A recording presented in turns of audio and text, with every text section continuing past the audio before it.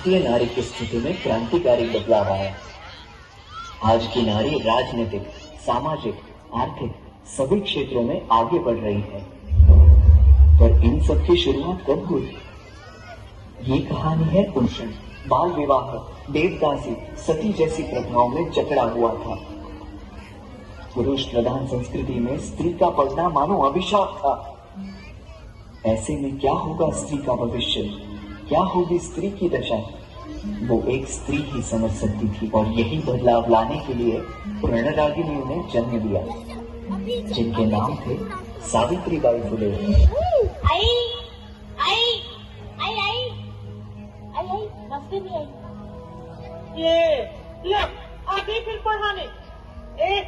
चल तू जा अंदर, कहीं इसकी मनुष्य छाया का असर तुझ पर न पड़े। पढ़ लिख कर क्या करेगी?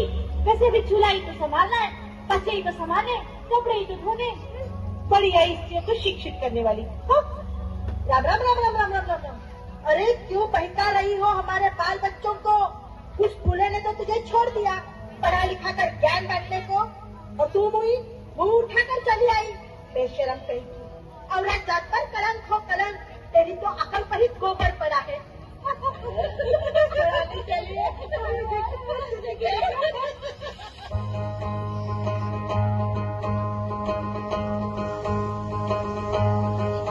कोई चेहरा मिटा के और आंख से हटा के चंद छींटे उड़ा के जो गया, छपाक से पहचान ले गया।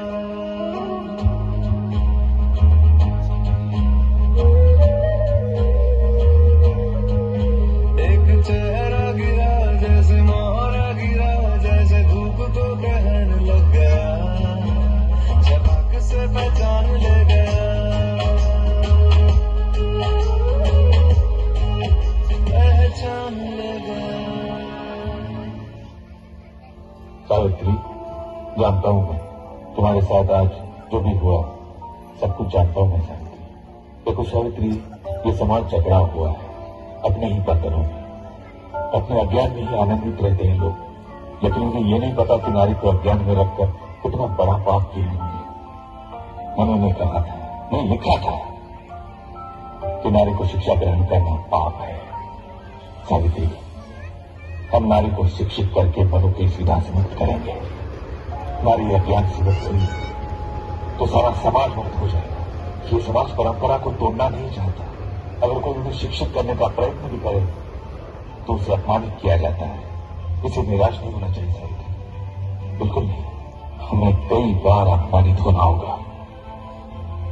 आपने मुझे पढ़ाया लिखाया, अब तो मैं भी इतना जान चुकी हूँ कि इन लोगों से अच्छे व्यवहार की अपेक्षा नहीं की जा सकती। ये तो अपमान ही करेंगे। मैं विचली हुई हूँ, जरा भी नहीं। मैं तो यही सोच रही थी, कब तक इन लोगों को शिक्षा का महत्व समझ में नहीं आएगा, कब तक ये लोग अज्ञान के अंधेरे में रहेंगे।